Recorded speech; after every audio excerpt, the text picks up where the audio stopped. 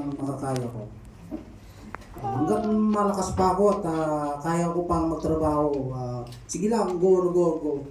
Magtrabaho ko na magtrabaho para sa inyo. Hindi ko kayang pabayaan kayo.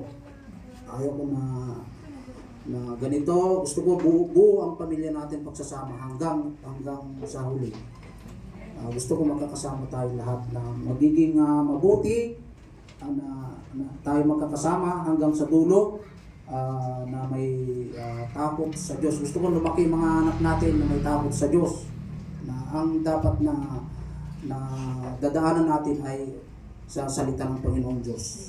Ayun lang po, at pinapangako ko sa iyo at sa mga anak mo, pagbubutihin ko ang serbisyo ko sa inyong pamilya. Amen. Oo. Wala daw, I love you, ano? O hindi lang mo nagsabi. I love you, Maricel, at sa mga anak ko. Yeah. Mahal na mahal ko kayo. Salamat Ninang sa pagpapaalala. Inunahan mo ako eh. Napansin ko na. Hindi, kasi totoo. Pwede ka pong mag-provide at mag-serbisyo sa asawa mo na walang pag-ibig. Tama po ba? Pero kung may pag-ibig ka, lahat gagawin mo para sa pamilya mo. Amen po ba? Amen. Salamat Ninang. Tama pinili mong Ninang Roana.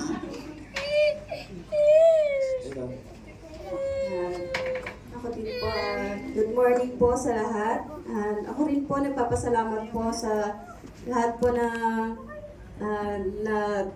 tumulong po kay April, lalong-lalo po sila pastor. Numuno po dito sa simbahan na to. Maraming salamat po. Ako rin po, bilang asawa mo, Roan, sa mga anak natin, nanangako rin ako na gagawin ko ang lahat para sa pamilya natin. At sana pati yung mga anak natin na magkaroon ng takot din sa Diyos.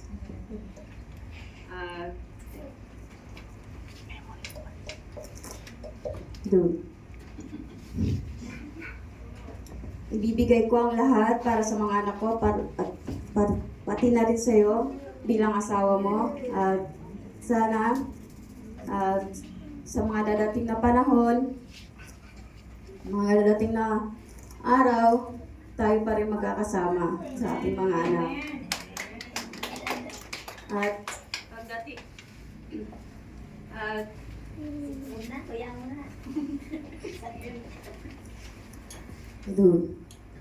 magkaroon man tayo ng sakit, aalagaan natin ang isa't isa. I love you.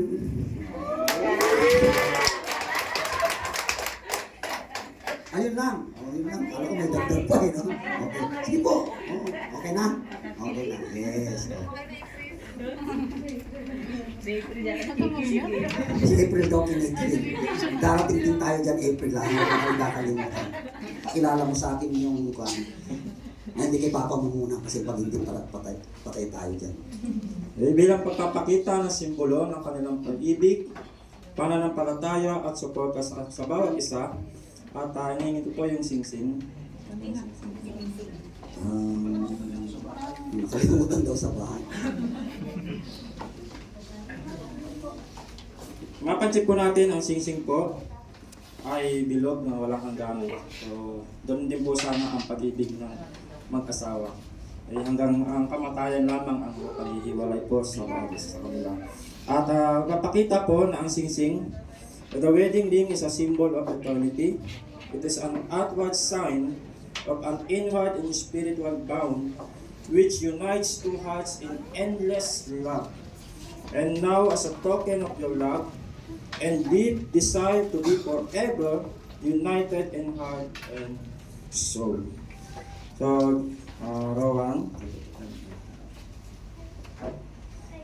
Hawakan mo muna. Shout mo ang singsing kay Maricel at sabayan mo ko. Meron akong paalala lang sa iyo, Roan. Itong singsing na to, marami po siyang simbolo. Marami siyang ibig sabihin at kahulugan. Pero isa sa mga ipapakiusap ko sana sa iyo, hindi ko alam kasi sa within 21 years na pagsasama ninyo, kung sino po ba mas mainitin ng ulo? Ikaw o siya, Maricel, o ikaw, Roan? Mukhang pareho kayong cool eh, no? Ganito, pag isuot mo yung singsing mo, isa sa mga paalala ko bilang pastor mo anak at bilang binigyan nyo ng karapatan para i-bless yung wedding ninyo. May mga times na nag-iinit ang ulo natin lalo pag marami tayong problema at stress sa buhay. Tama po ba? Baka minsan nakakapagsalita tayo ng masakit sa isa't isa at kung minsan nagagalit po tayo. Tama?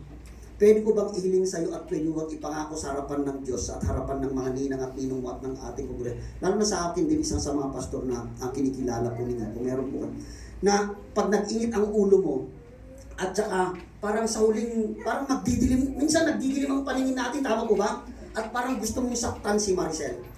Kung meron pang natitirang at nalalabi pang huling segundo bago mag-init ang ulo mo at gusto mo siyang pagbuhatan ng kamay, pwede bang ilingon, italyaw mo to kadi, deta maudi nga segundo ti oras mo, ijay ramay sa daliri niya, na doon mo isinuot ang singsing na to na ipinangako mo na mamahalin mo siya, paglilingkuran mo siya, iingatan mo siya, at papaprotektahan mo siya, para huwag mo sana at mapawi mo yung galit mo at mahimasmasan dahil nakita mo yung singsing na sinuot mo sa kanya na nangako ka November 27, 2023 na hindi mo siya pagbubuhatan ng kamay. Hindi ko narinig anak.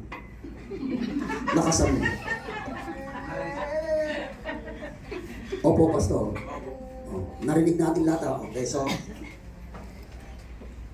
alam ko, parang ang hirap pong gawin po yun, lalo na sa mga. Pero ako po, isa sa pwede ko ipagmalaki. Nakakapagsalita ko ng masakit, nakakapagsalita siya ng masakit. For 22 years namin, nipitik, hindi po nakatikim sa atin ang aking. Bakit? Kasi pangako ko po sa Panginoon na hindi po natin sasaktan ang kanya-kanya nating asawa. Kaya meron po ako palaging paalala at karapatan na sasabihin ko. Why? Because I exemplify. Kung nasaktan mo na noon, humingi ka na lang ng tawad, anak, di ba? Pwede naman pong mag-sorry, di ba? Tapos, ikaw din, baka naman akala natin siya lang po na, minsan ang babae din nananakit din sa asawa, tama po ba? Na siya pa yung nangbubugbog daw, gano'n, di ba? Parang ganyan. Minsan battered wife, minsan battered husband. Pero yun po, no, seryoso po ako na, sana po hindi po maging bahagi ng tahanan ang pagpapasakitan physically, emotionally, mentally, and maraming aspeto. Pero higit sa lahat yun po, physical na sakitan. Pangako mo naman yung Roan, di ba anak? Okay, sige po. At sabi mo sa kay Maricel, kasundan mo ako habang sinusuot mo ang singsing. Maricel, binibigay ko ang singsing na ito Binibigay ko ang singsing na to bilang simbolo bilang simbolo ng aking pag-ibig aking pag-ibig at katapatan sa iyo. at katapatan sa iyo. Nakasuot na. Ang bilis naman. Ang bilis ano? Oo. Ang bilis ko. Ikaw naman, Maricel. Sana mas mabilis ka. Ganun din, Maricel, sundan mo habang sinusuot mo ang singsing. Roan, ibinibigay ko ang singsing na ito bilang simbolo ng aking pag-ibig Ang aking pag-ibig at katapatan sa iyo. at katapatan sa iyo.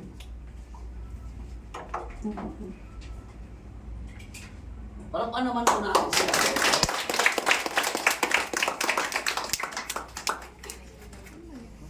Meron pa po ba iba pang mga simbolo na meron tayo? Yung belo muna. Pwede ba kayong hilingin namin na lumuhod? Kaya nyo bang lumuhod? Sandali lang to, mga kwan lang, isang oras lang. Hindi.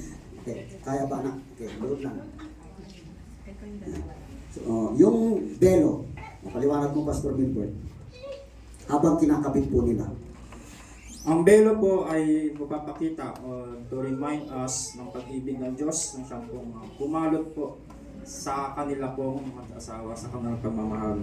At napansin po natin na talagang ito pagpapakita, simbolo, kung mapansin po natin na nasa ulo po ng babae ang belo at nasa balikat po ng lalaki. At ito pagpapakita ng willingness ng pagpapasakop ng babae sa lalaki bilang ulo ng pamilya. At ganoon din po ay bilang simbolo na ang lalaki po ay magiging protector at defender ng kanyang pong asawa. Amen. Ganoon po sa Court. Okay, samahan mo ulit, anak. So, dagdag din po sa belo, anak, Maricel at saka Roan, yung simbolo ng belo ay simbolo rin niya ng dignidad. Okay? At saka pagpapasakop mo, Maricel, sa asawa mong lalaki. Okay? Hindi ka magpapasakop kay Roan dahil mas malaki ang kita niya, mas mataas ang pinag-aralan niya, o nanalo kasi kami mga lalaki sa punong braso. Hindi po. Yan po ang utos ng Diyos. Sa lahat ng bagay, dapat magpapasakop ang babae. May 3 lamang na exemption na pwedeng huwag kang magpasakop, Maricel, kay Roan. Kung una, uutusan ka niya na gumawa ng isang bagay na immoral.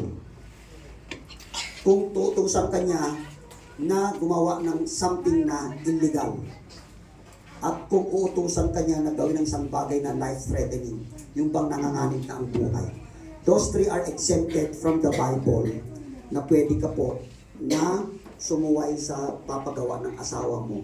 Pero in everything, dapat magpapasakop ka sa. Alam ko hindi madali, Maricel, tama? Honestly, madali, mahirap. Mahirap. Oh, sabi niya, bilisan mo. Mahirap kasi hindi po madali talaga. Bakit? Alam niyo? Kasi po, ang totoo niyan ay may mga lalaki, may mga asawang lalaki hindi rin po kasi submit. Tama po ba? Pag hindi nagliliderato, pag hindi ginagawa yung kanyang tungkulan at kampanan, minsan nahihirapan po, nag-struggle ang babae na magpasako. Pero gawin mong madali para sa kanya at hindi sa mahirapan kasi punong-puno ng pag-ibig ikaw, punong-puno ng respeto sa iyo at gagawin ko yan. Yan po ang simbolo ng belo at saka ng pag-ibig. So, ang cord po ay blue and cross in the center is wrapped around the bride and the groom to symbolize the Blessed Trinity, the Father, the Son, and the Holy Spirit, who are one and the same. This cord without beginning or end symbolize the same as union and infinite nature of your marriage. So mapansin po natin yung cord, wala po siyang simula at wala po siyang hangganan. At parang numero 8 po siya, no? Sa atin po, ang alam po natin yun po yung simbolo ng infinite. Okay, wala pong hangganan. So, yun po, nabanggit din po na sa Ecclesiastes chapter 4 verse 12 na yung tibay po, di ba, halimbawa mayroon po tayong lubid. Kapag ang lubid po nag-iisa, madali po siyang mas mapintas. Pero kung ang lubid po ay nagsama-sama, at lalo po kung 3 o mahigit, ay talaga mas matibay at hindi po basta-basta nasisira. Ganoon din po ang pag-ibig sana po ng mag-asawa na hindi po basta-basta nasisira at hindi po basta-basta nawawala. Okay, meron po ba tayo, siguro, meron yata tayong anong tawag natin doon, yung coins yan, yung aras tawag nila, aras. Oh. Ang aras, simbolo po yan ng ari-arian ni Roan at saka ni Maricel. Hindi po ito lang ang inyong pera, kasi mas marami din, hindi nila madala yung kotse, yung bahay, yung titulo ng lupa, lahat-lahat, okay? Simbolo lang ito. Ibig sabihin, ito po ay simbolo ng iyong tinatawag na ari-arian at ipagkakaloob ng Panginoon ang pagpapala ng pagtatrabaho, pagpapaguran ninyo. At gusto natin maintindihan ni Roan. Roan, ikaw ang pinaka-primary provider ng tahanan. Ikaw ang maghanap buhay, di ba? So, hawakan mo ito na. Ipagkakaloob mo kay Maricel na sa yung kwento mo, sana totoo. Pagkakuha mo ng sweldo, pagkakuha mo ng boundary, bigay agad. Okay, yung ibibigay mo yun. Ikaw ang pinaka-main provider. Hindi masama natutulong ang ating kanya-kanyang asawa sa paghanap buhay. Tama, di ba? Basta napag-usapan. Huwag lang mapapabayaan, Maricel, yung responsibilidad sa mga anak at lalo kay Roan. Kasi minsan pag nagtrabaho na yung misis, hindi na po nakapagluto ng hapunan para kay mister. Kaya pag uwi, galit, mainit ang ulo kasi gutom. Kaya tuloy, kumain na lang sa labas. Pagdating nakaluto ka sa kain na tayo. Wala na siyang ganang kumain kasi kumain na siya sa labas. Tama po ba ako? Napapabayaan lang. So basta mapag-usapan niyo, mapagkasunduan niyo. Ikaw ang main provider, but the wife, especially nowadays na ang mga wives, ang mga women, ay mga na rin sila. Tinatawag natin na mga working women na po sila. Nasa alta sosyedad na rin sila. Kasi nung mga unang kultura po, medyo hindi po ganon. Palagi ang mga misis lang at mga kababaihan parang nasa tinatawag na yun lang, supportive lang sila. Pero ngayon po, pwede na po silang nasa limelight din po. Basta mapag-usapan at mapagkasudan. Naintindihan naman natin, di ba? O, iabot mo kayo kuha na ta. Dahil ko yung isa ni kuha kasi kating main provider. Yes, God bless you in the name of the Father, of the Son, and of the Holy Spirit. Okay, so, kuha naman tayo yung Kunin natin to. Pirmahan na muna tayo. Handa na ba kayo pumirma? Meron po ba tayong naka-ready na ballpen dyan? Yung mamahalin na ballpen, hindi, okay lang, kahit na nagbibiro lang ako.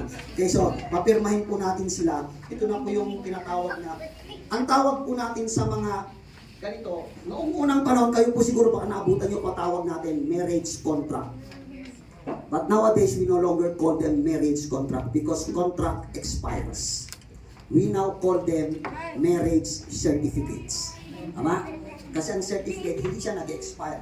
Nag-expire lang sa kamatayan, siyempre pag wala ng visa, di ba? Pero so, pipirmahan nyo, Roan, at pipirmahan ninyo, Maricel, ay marriage certificate, no longer contract. Kasi ang contract, sometimes 1 year, 2 years, 3 years, mga condo units, 50 years, mga ganun, di ba? Tama? Salamat anak. Baka bumili ka pa dun sa ano, talagang pinaganda ni April. Talagang si April po talaga, siya po talagang nagnakon kay Kaya. Okay, so, pakinggan tungayan po natin yung pagpirma. Sa inyo po mga ninang, mamaya kumakain na lang tayo pagpirma, okay lang po ba sa inyo?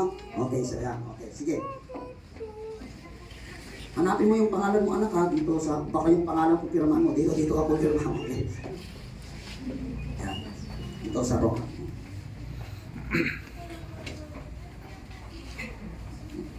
Okay.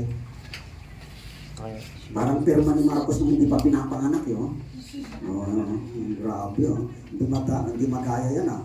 Hindi ma-forge pala cheque mo bro ah.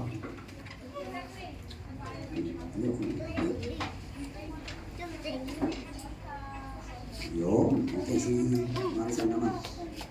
O pero mo yung ballpen niya.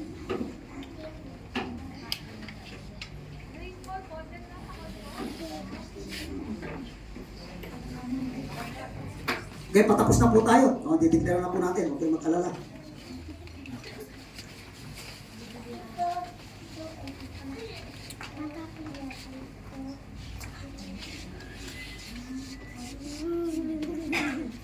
So yan. Pwede ko ba mahilingin mga ninong at inang tumayo muna panandalian? April, po ba? Ninong at ninang, pwede ko ba kayong kausapin panandalian sa isang paalala sa inyo bilang mga ninong? Walang parking ito. Kayo po sabi ni Roan at saka ni Maricel, pinili niya po kayo. Pinakilala, nakakatuwa na pinakilala kayo ni Roan sa akin kanina po, ng pampalang, di ba? So, kayo po mga ninong at ninang ay pinili ni Roan at Maricel dahil naniniwala sila na kayo ay makakatulong sa kanila sa oras ng kanilang mga pagdaraanan. Amen po ba? Okay. So, gusto ko po na maintindihan rin nyo, hindi nila kayo pinili dahil sa prominence o pagiging kilala kayo. Well, you are also men and women of prominence, I'm sure, in your own respective na mga influences. Tama po ba ako? So, kayo po ay kilala sa lugar ninyo, baka meron po kayo sa company nyo dati, or whatever. Meron kayong mga prominence. Pero hindi niya kayo pinili dahil sa kilala kayo, nalatak kayo, sikat kayo. Bagamat meron kayong sariling kasikatan. Pero that's not the reason why they have chosen you. They did not also choose you because of yung culture at costumbre natin, yung costume natin na for convenience and access. May mga ikakasal kasi o nagpapakasal, gusto na kunin natin si mayor, kunin natin si vice governor, kunin natin si SB member, Sangguniang Bayan. Minsan ganon, para mabilis daw sila makapunta sa munisipyo ni ganito, makatulog. May mga ganon. Kultura na po ng Pilipino po yan. Alisin na po natin yon. Kasi hindi po siya nakakatulong. Gets mo natin? Minsan pinipili din tayo because of association and personal interest. Mamaya si Ninang, mayaman yun para pag may kwan tayo, makalongmang tayo ng kwan, makakahiram tayo ng pwede rin naman po. Tama? Although meron kayong mga ganon, hindi po yan ang dahilan bakit niya kayo pinili. Mayaman po kayo, may kaya po kayo, meron kayong prominence, pero alam niyo ang dahilan bakit nila po kayo pinili? It is because of relationship. Mula pa umpisa, sabi mo, di ba Roan, mula pa noong, hindi naman ugma, huwag naman yung ugma. Mula pa noon hanggang ngayon, kayo pa rin yung magkakasama doon sa lugar niya, di ba? Tama, nakakatuwa po yan, di ba? So yun po, relationship, impact, and influence. Ang laki ng influensya niyo po sa ating mga pareho. At hanggang ngayon, dala-dala niya po yung pinagsamahan. Tawag na niya, pinagsamahan. So thank you, I salute po kayo, really salute po ako sa inyo. Hats off po ko sa inyo kung ako may hats off. Ay meron po akong hats off. Sobrang respeto at pag-honor po namin sa inyo mga ninong. Thank you for accepting the challenge. Pero may kalakip po ito, tawag natin dyan, responsibilidad. Okay, kaya nga ang tawag dyan ay ninong at ninang. Kaya yung mga magulang, kung nandiyan magulang, kumpadre at kumadre. Gagampanan niyo po yung tungkulin parang nanay at tatay nila na pangalawa. Buhay pa po ba tatay at nanay mo? Parang wala na po, no? Father mo. Okay, so, pero kung padre at kumadre nyo, sana maging tatay at nanay kayo. Ginampanan nyo na nung hindi pa nga sila kinakasal, so kaya nyo gampanan din yan, purihin ng Panginoon. Amen po ba? So gusto ko po, pwede ba kayong lumapit ng konti po, hilingin ko po, ilapat nyo nga po ang inyong mga kamay at i-bless po natin sila. Yon. Wag lang po yung mga pakimkim mamaya, iba pa po yun. Yung ngayon naman yung papapalain, o iba pa yung pakimkim mamaya, sinabi ko na, okay yun? Okay, best of yan, okay? I bless. Sabi natin, we bless you. In the name of the Father, and of the Son, and of the Holy Spirit. Amen. Amen. Thank you very much po mga ninong at ninang. Okay, sige po. Sana po, sige balik po kayo. Sana po ay gampanan ninyo ang inyong tungkulin na samahan sila sa mga kanilang pagsubok. O ganito mga ninong ha, sana po pag meron silang problema, huwag nyo silang susulan na. Hiwalayan mo na, yan yung sinasabi ko kasi. Wala po sa inyong gano'n. Sabi mo, Roan, pagtyagaan mo si Maricel, ginusto mo yan, panindigan mo. Sabi mo rin, Maricel, pagtyagaan mo, mabait na bata. O di ba, mas maganda yung gano'n. Yeah. Sige, palakpan nga po natin ang mga ninong at ninang po natin. Okay? Para sila ay magiging titindig sila sa kanilang pamilya ng maayos at matahimik dahil sa suporta nating mga ninong at ninang. Pagpalain kayo ng ating Panginoon. At ang pinakalas, bibigay ni Pastor. Sige anak. Ito po ang Tanggapin mo Maricel at saka Roan. Yan, hawakan nyo. alam niyo po, meron pong isang napakahalaga pa sa buhay po ng mag-asawa ay ang salita po ng Panginoon.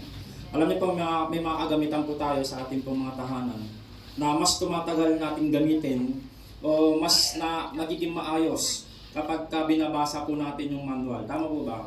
Kasi minsan may bumibili po tayo ng mga kagamitan, hindi na natin binabasa yung manual. Kaya nagugulat tayo na mas mabilis masira kung hindi naman ay nagkakaroon po ng depektibo. So, ganoon din po, ang manual po ng pagsasama po ng mag-asawa ay ang salita po ng Panginoon. So, nais ko po na si Rowan ay basahin po ang Ephesians chapter 5. Kaya mo bang bumasa ng maliit, Roan? Hindi mo na kaya? O, yan. Dito lang, mabilis lang yan. O, si Roan muna. Si Roan muna. Ito, 25. Hindi mo kaya? Meron akong anchokos. Okay. O, basahin ko na lang para sa'yo. O, nasaan si Maricel? Maricel! Ay, Maricel. Si April. Basahin mo para kay tatay. Okay. Yan. Verse 25, 26. Ephesians chapter 5 verse 25. Mga lalaki, ibigin ninyo ang inyong asawa gaya ng pag-ibig ni Kristo sa iglesia. Inihandog niya ang kanyang buhay para rito. Okay. So, handa ka bang ibigay ang buhay mo para sa iyong asawa? Opo, Pastor. Narinig natin ha? Okay. Ikaw naman, Maricel, para sa kababaihan. Verse 22. Mga babae, pasakop kayo sa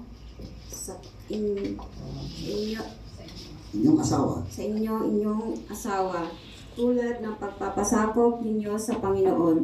Ayan. Okay, so pasakop ka raw. Okay. Palakpan naman po natin ito. So, tanggapin niyo yan, dito po, magiging mas matibay ang inyong pagsasama kapag alamin nyo ang mga plano at kalooban ng Diyos mula sa kanyang salita. You will never go wrong with the right foundation. Amen? Amen. O, April and anak kapatid po, pakitanggal na po yung tali nila kasi talik-talik na po sila. Yan. Okay, tsaka yung kanilang belo. Okay, hingin namin na tumayo kayo pagkatapos po ninyo.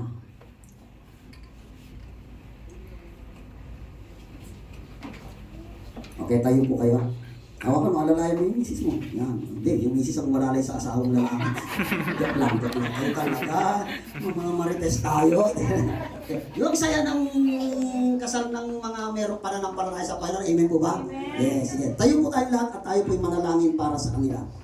Panginoong Diyos, maraming salamat sa araw na ito na iyong pinagkaloob para kay Roan at saka kay Maricel. Natutuwa at nagagalak kami na sila'y nagpasya na ituwid ang kanilang 20 mahigit na taon na pagsasama na wala pong basbas ng legal na kasal. At alam ko, Panginoon, na marami pa pong mga hangarin at mga pangarap sila sa buhay. Pero mas maganda na dadaloy pa ang maraming pagpapala at biyaya kasi ginawa nila ang isang bagay na kahit na pwede naman nilang hindi gawin, ay tuloy at okay pa rin. Pero mas pinili nilang sumunod at sundin ang iyong kalooban. At kapag ginawa namin ang sumunod sa iyong kalooban kahit hindi naman namin kailangan pang nang gawin, gagawin pa rin namin ang pagpapala mo. Magbubukas ang kalangitan at bababa ang iyong pagpapala at kakausapin at katatagpuin mo kami, Panginoon. So pagpalain mo si Roan, hindi lamang po sa kanyang trabaho, sa kanyang pagiging tatay, sa kanyang pagiging asawa, kundi sa lahat ng aspeto ng kanyang buhay. Sana ganap kanyang makilala bilang kanyang personal na tagapagligtas. At sa pamagitan ng iglesia nito at ng simbang ito, ay maalalayan po silang pareho para mataguyod ang kanilang pamilya na may takot sa Diyos at paglingkod at pagmamahal sa iyo. Sapagkat tinuro mo sa amin na mahalin ka namin ng aming buong puso, kaluluwa, isipan at ng aming buong buhay. Ganon din, Panginoon, kay Maricel. Ang kanyang suporta at pagpapasakop kay Roan ay uusbong dahil sa sobrang pagpapakita, pagpaparamdam at pagpapahayag ni Roan ng kanyang pagmamahal, hindi lang kay Maricel kundi sa kanilang buong tahanan. Samahan niyo po sila palagi, Panginoon, sa lahat, kasi naintindihan nila that unless the Lord builds the house,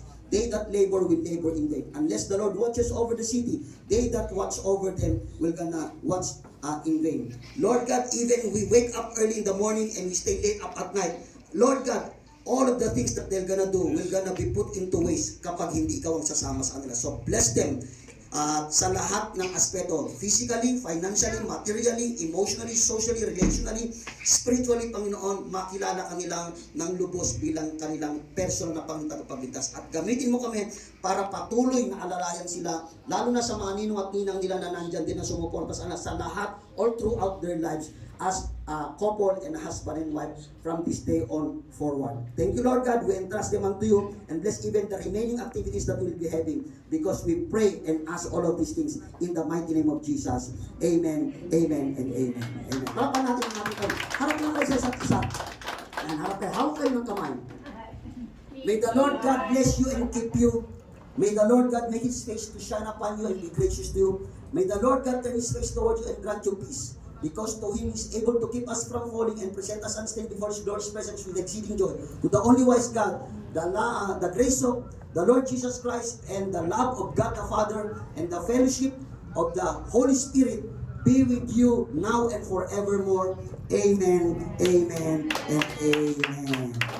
Okay, so for as much as Roan and Maricel have consented together in holy wedlock and have witnessed the same before God and you, all of us as witnesses, and thereto have pledged, sila po nagsumpaan ng kanilang mga pangako in their faithfulness to each other, and have pledged the same by giving and receiving each of them a ring by the authority vested in me as minister of the gospel of the Lord Jesus Christ, and authorized by the Republic of the Philippines in the office of the Civil Registrar General, I, the Reverend Loreto Macoa Jr., would like to pronounce this man and woman, Roan and Maricel, as husband and wife, in the name of the Father, and of the Son, and of the Holy Spirit. Amen, amen, and amen.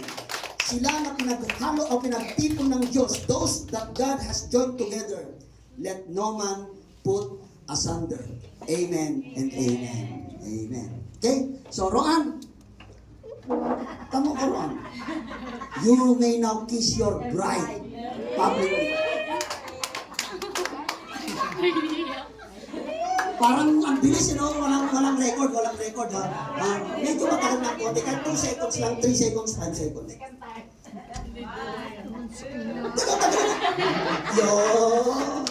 Okay, so palapan po natin sila. Okay, harap muna kayo sa isa't isa. Harap kayo sa mga ninong yan sa kongregasyon. Okay? So, ladies and gentlemen, it is my privilege to present to you this man and woman for the first time, Mr. and Mrs. Roando and Maricel Ermitaño. So sila po ay legal na, kasal na, basta bigyan mo sa akin yung papeles nyo kasi hindi pa natapos para sa adalin natin sa munisipyo. Amen po ba? Amen. So, sige, palakpan po natin ang Panginoon sa buhay. Okay, lapit ka, Pastor Gilbert, at i-bless natin sila.